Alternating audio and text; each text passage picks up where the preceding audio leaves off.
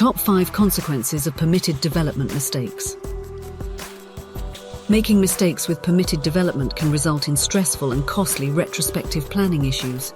Number 1, you may receive a planning enforcement notice. Failing to comply with the criteria for permitted development would be a breach of planning law and could result in a planning enforcement notice being issued. An enforcement notice typically gives you just 28 days to submit a retrospective planning application or appeal. Bearing in mind you will need to prepare the required architect drawings and supporting evidence before an application or appeal can be submitted.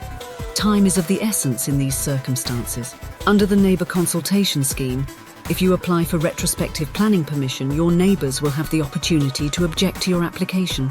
Many enforcements are a direct result of neighbour complaints, so objections are common and can make securing retrospective planning approval more difficult. There is no guarantee that a retrospective planning application or appeal will be successful. The only alternative is to comply with the enforcement order, which includes restoring the property to its original state or use. If you have built anything more than a cheap fence or rely on a new use such as a short-term let for a source of income, the cost implications can be devastating. Consulting with a qualified town planner can help ensure your project meets all necessary requirements and minimize the risk of receiving an enforcement notice. Number 2, you may receive an unlimited fine. Ignoring planning regulations or non-compliance with permitted development rules may lead to severe penalties, including the possibility of receiving an unlimited fine. With a quick Google search of planning enforcement news, you will find many examples of people who have been fined thousands of pounds for what may seem like a minor planning breach, such as a door or driveway. So although your development may be low cost to build or implement, the financial consequences of making a mistake can be significantly more expensive in the long run.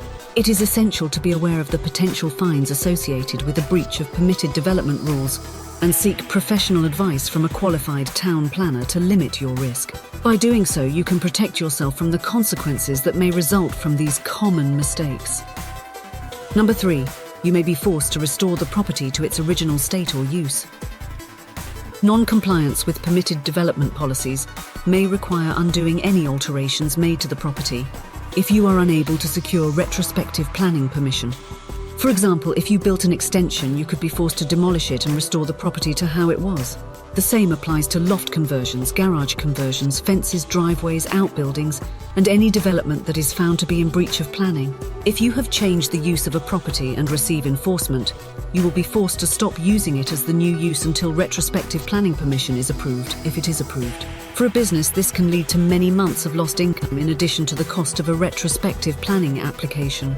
If your development is very low cost, for example, a cheap fence, you might feel comfortable with the risk of tearing it down. But for larger developments, most people are not comfortable with the risk. Number 4, you may not be able to sell or remortgage. When the time comes to remortgage or sell your property, you may be required to provide evidence that your development is compliant and lawful. Even if your project is permitted development without the correct legal paperwork to prove this, you may not be able to sell or remortgage your property.